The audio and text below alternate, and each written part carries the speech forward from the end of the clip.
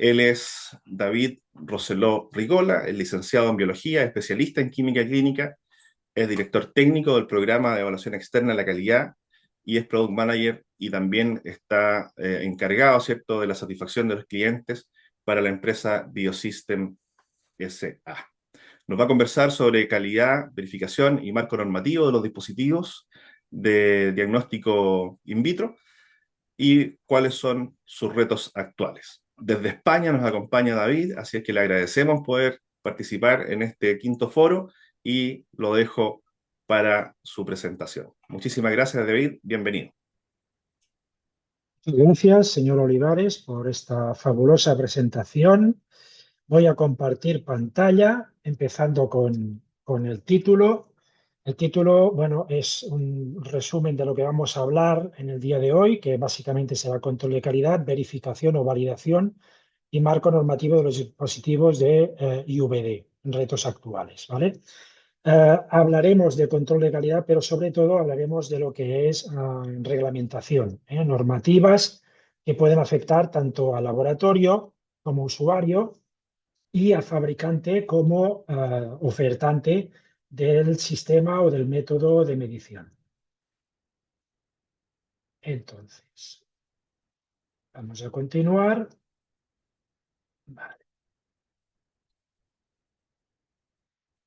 Vale. Cualquier evidencia diagnóstica puede demostrar, evidentemente, el interés por un mensurando. Dependiendo de la tecnología o el estado del arte y de las metodologías disponibles, este mensurando puede ser susceptible de ser medido con un sistema o más de un sistema o un método o más de un método. El conjunto de la tecnología que se use o de las metodologías nos va a ofrecer unos datos metrológicos o de desempeño, mientras que a la vez las regulaciones que pueden afectar al laboratorio y o al fabricante del sistema son el marco que definen el cómo y el qué se puede hacer.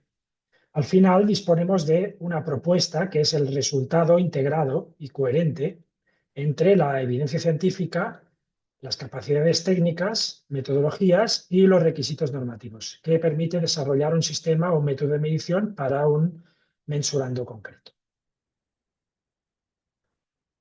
Inicialmente, las responsabilidades que podían asumir los laboratorios o los fabricantes quedaban restringidas y aisladas. El fabricante generaba unos recursos y el laboratorio los consumía.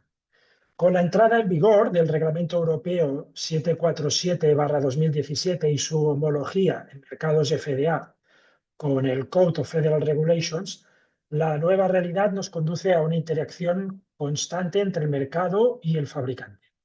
De manera que, bajo la existencia de un sistema de vigilancia continua, se garantizan los derechos y la seguridad del paciente. Además, los laboratorios ya pueden actuar per se como fabricantes legales cuando no se dispone de un método comercial y se debe validar uno de propio en el laboratorio. Cuando hablamos de normas de referencia que afectan al laboratorio, nos debemos referir obligatoriamente a la norma voluntaria de acreditación ISO 15189 sobre requisitos de la calidad y competencia en laboratorios clínicos en su última versión del año 2022. El punto 7 de la norma hace referencia directa a la necesidad que sea el propio laboratorio el que identifique los riesgos potenciales para el paciente en todos los procesos analíticos, incluidos los pre- y post-analíticos, que recordemos que son los que acumulan el porcentaje mayor de errores, repartiéndose entre aproximadamente un 70% y un 15% respectivamente, y que estos riesgos deben mitigarse y eliminarse en la medida de lo posible. Siempre, por lo tanto, estamos hablando de lo mismo, la seguridad del paciente. En cuanto a los procesos analíticos, se comenta que el laboratorio debe seleccionar y utilizar métodos de análisis que hayan sido validados. Esto es una palabra importante que después diferenciaremos de lo que es una verificación. Validados para su uso previsto. El desempeño del método de análisis deberá tener en cuenta, obviamente, como siempre, la seguridad del paciente. El punto 7 de la norma indica también que en el caso de métodos o sistemas comerciales el laboratorio debe tener establecido un protocolo de verificación en el que se pueda demostrar el desempeño declarado por el fabricante.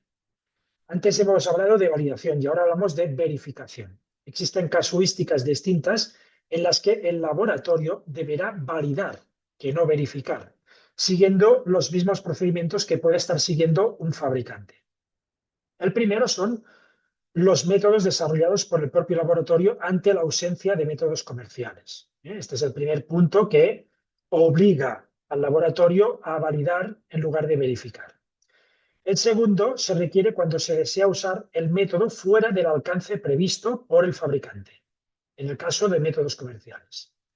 Y el último caso correspondería a métodos validados, pero posteriormente modificados por el propio laboratorio, por lo tanto, alterados. Aquí tenemos un ejemplo en el que el fabricante describe un método automatizado para medir la enzima adenosina deaminasa. El fabricante describe, de acuerdo al uso previsto, que se trata de un método de medición circunscrito a los tipos de muestra líquido, pleural y suero. En el caso que el laboratorio estuviera interesado en usarlo para medición de muestras de líquido cefalorraquídeo, por ejemplo, sería el propio laboratorio el que debería validarlo y, como consecuencia, ampliar el uso previsto. Por lo tanto, y como resumen, nos podemos encontrar con los siguientes escenarios. Método validado dentro del uso previsto y que por lo tanto deberá verificarse en su desempeño por parte del laboratorio, usualmente a través del uso de una guía CLSI EP15 sobre verificación por parte del usuario de la precisión y la estimación del sesgo.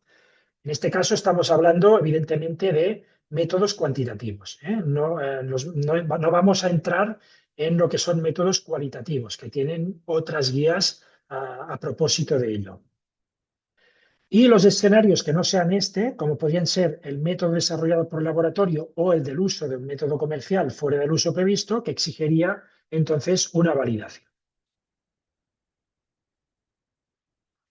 En el caso de métodos cuantitativos, como hemos dicho, la validación debería incluir cualquiera de las características que en este cuadro se citan, ¿vale? Como son la detectabilidad, la linealidad, la precisión o la veracidad.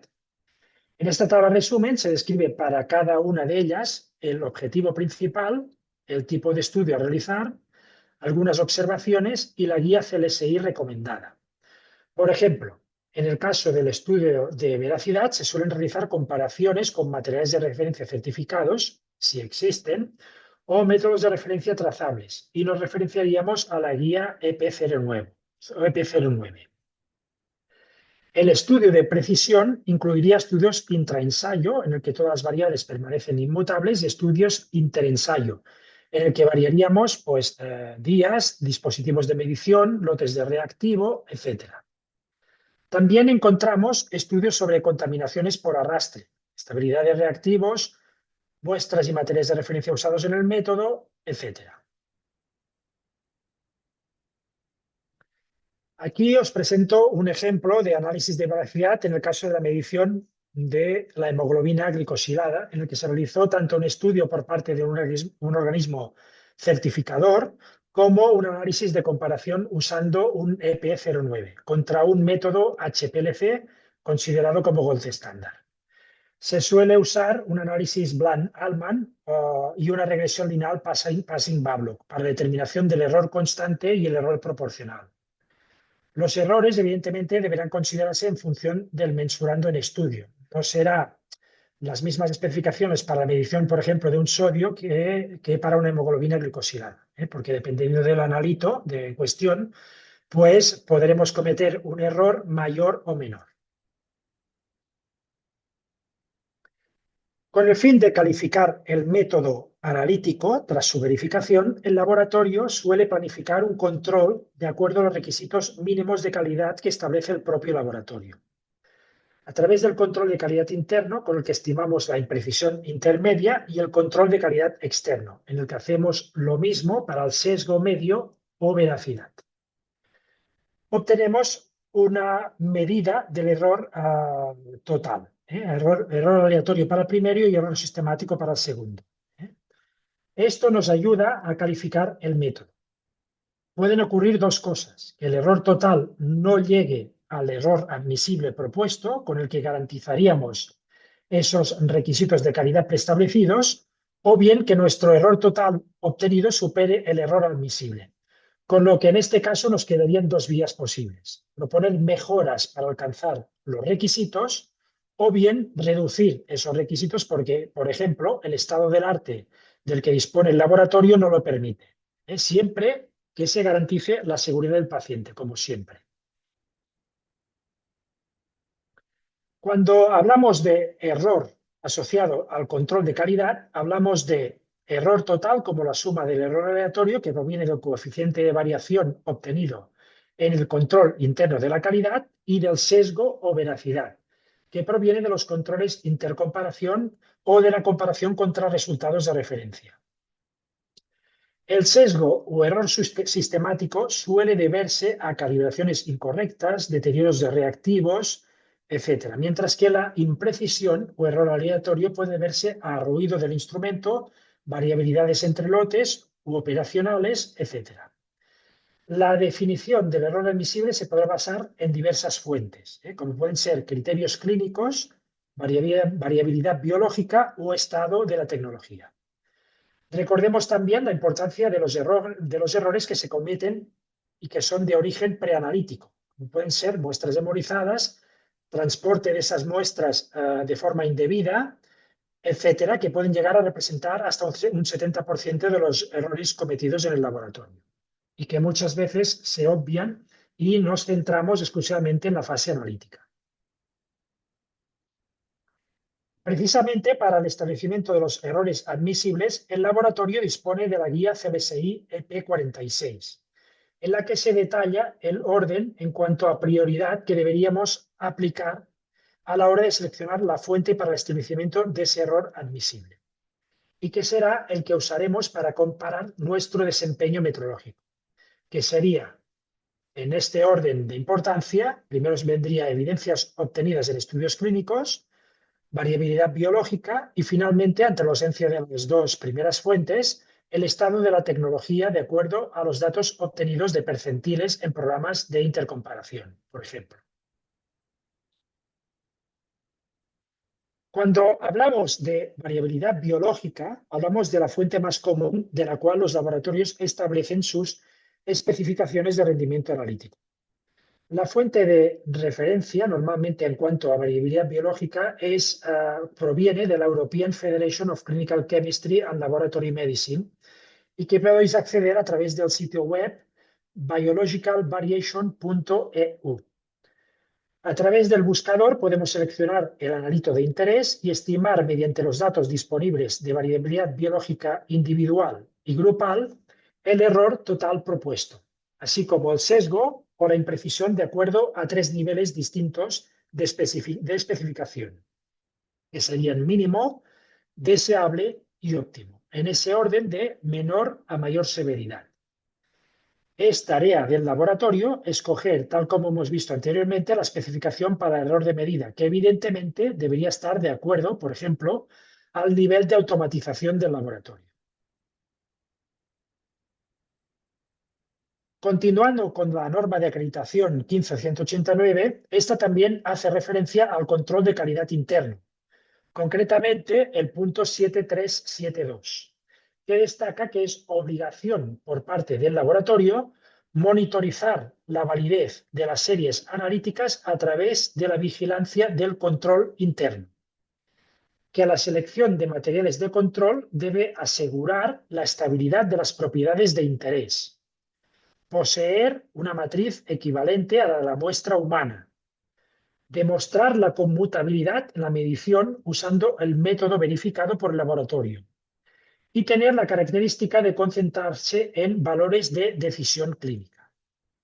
Además, los resultados de la serie analítica deben retenerse si los resultados de control interno no se pueden validar.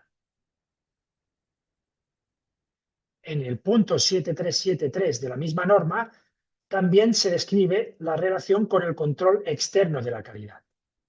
El laboratorio debe monitorizar su rendimiento metrológico comparando sus resultados con otros participantes que trabajen en condiciones similares, a través de la participación en programas de intercomparación. Se debe seleccionar y registrar un programa y el procesamiento de las muestras deben realizarse por personal competente y tratadas como si fueran muestras de paciente. La selección del programa EQA o de intercomparación debe contemplar la verificación de todos los procedimientos de medida de laboratorio, proveer muestras que simulen las de los pacientes para los ensayos y métodos de relevancia y cumplir en la medida posible con la norma de acreditación 17043 de acreditación de proveedores de programas de intercomparación. Cuando la evaluación del EQA no es satisfactoria, se debe tomar acciones correctivas y preventivas para subsanar el error, tal cual ocurre como en el caso del control interno. Hasta aquí hemos hablado bastante resumidamente del entorno regulatorio y productivo del laboratorio. A partir de ahora introduciremos brevemente el entorno regulatorio del fabricante IVD, que en Europa viene representado por el reglamento de la Unión Europea del 2017/746 y que se focaliza en estos 3 puntos básicamente. El primero, pues, es la seguridad y protección de la salud de los pacientes y usuarios, al igual que lo hacía la norma de acreditación de laboratorios. El segundo es la innovación en el sector de dispositivos de diagnóstico in vitro. Y el tercero es la propuesta del funcionamiento armonizado del mercado interior europeo. Cuando hablamos de métodos cuantitativos validados, hablamos de métodos que pueden ser manuales, semiautomatizados o totalmente automatizados. En todos los casos tenemos un sistema que en el caso del método manual se restringe al reactivo y los materiales de referencia, que incluyen el calibrador y los controles. El calibrador, a su vez, suele referenciarse a un método de referencia primario y contiene per se una incertidumbre asociada, que debe tenerse en cuenta en la estimación de la incertidumbre de medición final. En el caso de los métodos semiautomáticos y automáticos, a estos elementos debemos añadirles los dispositivos, que permiten reducir la incertidumbre de medida simplemente por la reducción de la componente aleatoria del error en la medición.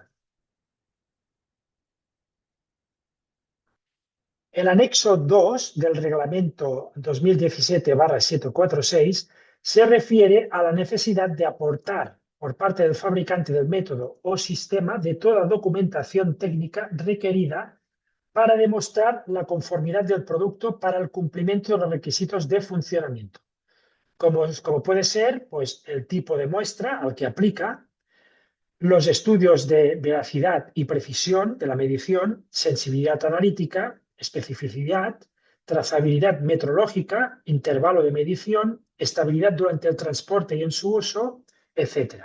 Son varios los estudios que recoge este anexo 2. Por su parte, y para aquellos mercados en los que el reglamento europeo no aplica o simplemente poseen su propio sistema reglamentario, como pueden ser los Estados Unidos, no existe como tal una transposición directa de este reglamento, pero existe su equivalente en la figura del Code of Federal Regulations. De la misma forma que el reglamento europeo, el Code of Federal Regulations contiene información sobre el uso previsto, el etiquetaje, la tipología del método y las características metrológicas, tal como hemos visto anteriormente. Entonces, aquí hablamos ya del Technical File. ¿Qué es el Technical File? El Technical File es el conjunto estructurado y completo de la documentación técnica que el fabricante debe elaborar, mantener y actualizar para demostrar que un producto de diagnóstico IVD cumple con los requisitos del reglamento, especialmente los relacionados con la seguridad y el funcionamiento, que es seguro y eficaz para su uso previsto y que mantiene la conformidad en todo su ciclo de vida. En términos regulatorios, constituye, evidentemente, la evidencia objetiva necesaria para la evaluación de la conformidad, el marcado CE y la supervisión por parte de organismos notificados y autoridades competentes. Debe incluir estudios de desempeño metrológico, datos de diseño, evaluación de riesgos, etiquetaje, instrucciones de uso, la clasificación a la que pertenece el dispositivo o el método, que puede ir de A a D de acuerdo a su riesgo, de menor a mayor, la certificación CE, por lo que en consecuencia la no aprobación por parte del organismo notificado significa la pérdida total del marcaje CE. Y por lo tanto, la ausencia de la posibilidad de la venta de ese producto en la mayoría o la mayor parte de los mercados. Y finalmente, uno de los puntos más importantes, que es la vigilancia post-comercialización, ¿vale? Que garantiza el monitoreo continuo, la recogida de incidencias y acciones a realizar para evidenciar el cumplimiento del uso previsto y la seguridad del paciente. Para finalizar, este cuadro resumen intenta delimitar las obligaciones y las responsabilidades de los dominios del fabricante del producto IVD y del usuario, en este caso, el laboratorio de análisis clínicos. Tal como hemos dicho anteriormente, el fabricante está obligado a diseñar un producto que garantice primero de todo la seguridad del paciente. Debe acotar el uso previsto y, por lo tanto, cualquier uso fuera de este uso previsto debe ser validado por parte del laboratorio usuario.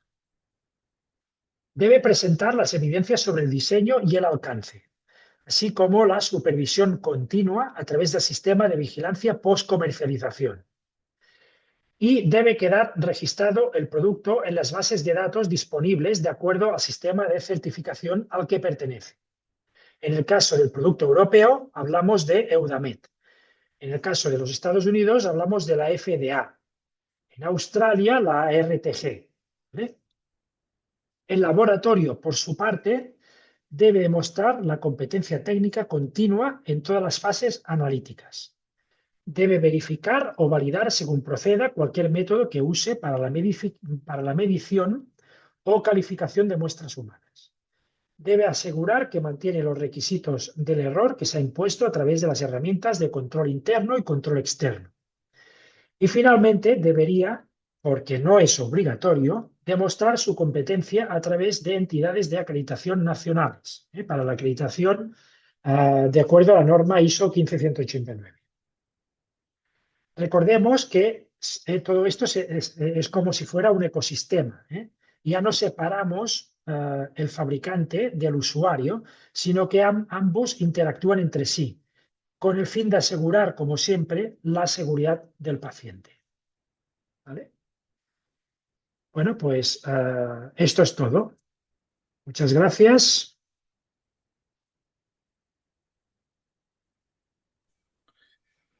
Muchísimas gracias, David, por este baño de actualización de material de referencia. Muchas veces nosotros nos desesperamos un poquito tratando de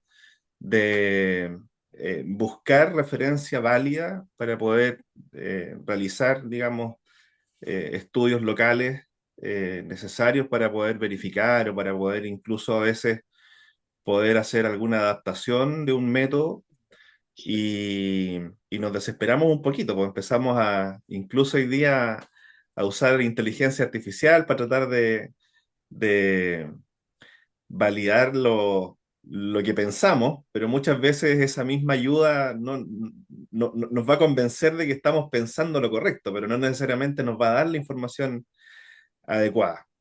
Eh, Oye, mira, mientras tanto, teníamos a Solange que estaba levantando su manito. Solange, ¿puedes escribir?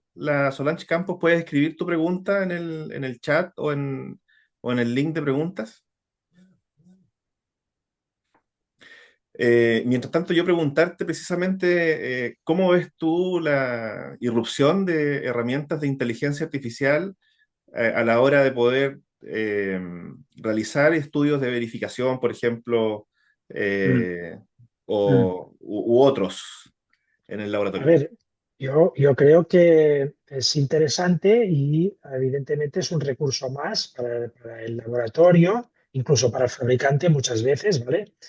Lo que pasa es que, como siempre, y como cualquier herramienta que es nueva o de recién incorporación, debemos ser un poco cautos, ¿eh? Debemos ser un poco precavidos y, aunque nos ayudemos o nos apoyemos de este tipo de herramientas, debemos tener muy claro cuál es el entorno regulatorio, y la normativa aplicable, y por lo tanto, bueno, extraer conclusiones y analizar lo que podemos aplicar y lo que no podemos aplicar. Y con respecto a la experiencia que tiene Biosystem a nivel europeo y también lo que han visto acá en Latinoamérica, para aquellos laboratorios pequeños, para aquellos laboratorios porque tenemos distintos niveles de Claro, complejidad y claro, claro. de incorporación de tecnología en los laboratorios. Para aquellos laboratorios pequeños que tienen que lidiar un poco con el presupuesto, ¿cierto? Con el Sí, personal, sí. eh, ¿cuáles podrían ser las recomendaciones a la hora de poder hacer A ver, verificaciones? básicamente las recomendaciones son un poco lo que he dicho yo en mi presentación, ¿no? O sea, cuando tú estableces tus requisitos en tu propio laboratorio, debes ser consciente de cuál es tu ecosistema, ¿no? Con qué tipo de pacientes trabajas, cuál es el número de muestras medias que procesas diariamente, ¿vale? Y de qué tecnologías dispones en ese momento, ¿vale? Y los recursos, al final es un tema de recursos, ¿eh? Y por lo tanto tú tienes que adecuar tus criterios de calidad a los recursos que tengas disponibles, siempre, ¿vale? Porque lo que no puedes hacer es siempre, pues, ir por encima o establecer unos targets, unos objetivos que estén fuera de tu alcance, ¿eh? Básicamente es esto. Y en ese sentido, la priorización que establece la guía EP46 sería una buena Sí, orientación. a ver, la EP46 básicamente lo que trata es de, cuando uno se establece los requisitos de error en su propio laboratorio, ¿vale? Básicamente tiene tres fuentes principales. Uno son estudios clínicos, el otro son variabilidad biológica. En el caso de que tengamos fuentes disponibles, porque no siempre depende del analito, tenemos fuentes disponibles, y finalmente el estado del arte o de la tecnología, ¿vale? Entonces, en función de eso, pues, por ejemplo, si escogemos variabilidad biológica, que suele ser el más común en los laboratorios, pues tenemos tres niveles de decisión normalmente, ¿eh? Tenemos el nivel mínimo, el deseable y el óptimo, ¿vale? Por lo tanto, en función de lo que pueda uno alcanzar en su propio laboratorio, puede establecer un criterio determinado. Aparte de la variabilidad biológica, tenemos otras fuentes, ¿eh? Como pueden ser, pues el CLIA, ¿no? El CLIA bueno, hay muchas bases de datos, incluso WestGuard tiene en su página web, suele proponer, pues, ejemplos de errores, por analito, que nosotros queramos medir, y en función de una tabla de resumen pues, por ejemplo, el CLIA 2025 dice esto, ¿no? Relivac dice este otro. Pues en base a esto, el laboratorio puede hacerse una idea de por dónde van los tiros, ¿no? Y cuál es el error máximo que yo puedo permitir, a la medición de un mensurando, ¿no? En concreto. Maravilloso. Oye, si alguno de nuestros participantes desea escribir alguna pregunta, por acá ya tenemos alguna, vamos a ver. Eh, Mira, tenemos un participante que le genera algunas dudas con respecto al concepto del estado del arte, que es un concepto que se usa Sí, bastante sí, sí, en el universo, digamos, sí, de, de los estudios de variabilidad sí, perdón, de sí, sí, sí, verificación sí, y validación. Entonces, cuéntanos un correcto. poquito A ver, en qué consiste el sí. concepto del estado del arte. Sí, vale. A ver, el estado del arte básicamente es el estado de la tecnología, ¿eh? No es lo mismo un método manual que semiautomático que automático, ¿vale? Y dentro de los sistemas automáticos, pues también tenemos varias escalas de complejidad, ¿eh? Que pueden ir de lo mínimo cadenas de procesamiento de más de 2.000 muestras diarias. Entonces, esto es lo que más o menos cuando hablamos de estado del arte, ¿vale? Y tomamos como referencia el estado del arte para establecernos unos criterios de error, normalmente lo que se usan son fuentes que provienen de programas de intercomparación, de controles externos de la calidad, ¿vale? Entonces nosotros nos podemos basar en estos datos para proponer un error propio, ¿vale? Por ejemplo, a través de los percentiles, ¿vale? El percentil 10 o el percentil 90, ¿vale? Suele, por ejemplo, Semetlab aquí en España, que lo que era anteriormente la Sociedad Española de Química Clínica, que ahora es la Sociedad Española de Medicina del Laboratorio, ¿vale? Pues en su página web con cal.org, es decir, de control de calidad con cal.org, podéis encontrar un apartado que pone documentación. Esto es abierto a cualquier persona, a cualquier laboratorio, etcétera, que es interesante. Y allí pues exponen las publicaciones anuales por programas, porque ellos tienen, pues, por ejemplo, el programa de suero, el programa de orina, el programa de suero conmutable, etcétera. Y uno puede visualizar en esa publicación anual cuáles han sido pues, los resultados en percentiles de participación cada año. ¿Vale? En base a esto, un laboratorio que no disponga pues, de la variabilidad biológica o de evidencias clínicas, puede basarse en esos datos y establecerse el error en base a esa participación y los resultados obtenidos durante un año concreto en controles de calidad externos. Y ante una auditoría el laboratorio puede acreditar y puede exponer cuál ha sido la fuente de la que ha sacado ese estado del arte. No sé si me entendéis más o menos, ¿eh? Porque no es lo mismo un laboratorio que use un fotómetro semiautomático porque está solo procesando, vamos a suponer, 10 muestras diarias, ¿vale? Que lo que decíamos, un laboratorio que tenga una cadena de proceso. ¿Eh? No es lo mismo. No, el error no es comparable. No podemos comparar un laboratorio con el otro. Claro. ¿De acuerdo? Bien, estimado David, quiero agradecerte a nombre de Lab Quality Chile de esta aceptación, el desafío. Quiero agradecerle a Biosystem también su apoyo desde el primer día en que anunciamos este quinto foro. Biosystem Chile dijo, ahí estamos presentes, cuenta con nosotros. Así es que les agradezco a nombre de Lab Quality y también de todos los participantes el hecho de haber participado, ¿ya? Sé que estás en España, sé que ya estás día viernes terminando la jornada, así es No, que, bueno, yo por mi parte quiero agradecer Lab Quality por organizar foros de este tipo, evidentemente, porque son temas interesantes a tratar, ¿vale? Quiero, evidentemente, agradecer a todos los interesados, los asistentes a este foro.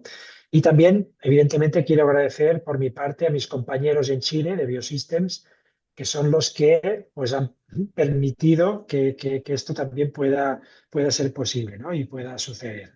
¿Vale? bien. Muchísimas gracias, David. Y quiero recordarle a nuestros asistentes que todas las ponencias van a estar después disponibles en nuestro canal de YouTube de Portal Hospitalario, que es otro de nuestros partners asociados que nos apoya con la difusión.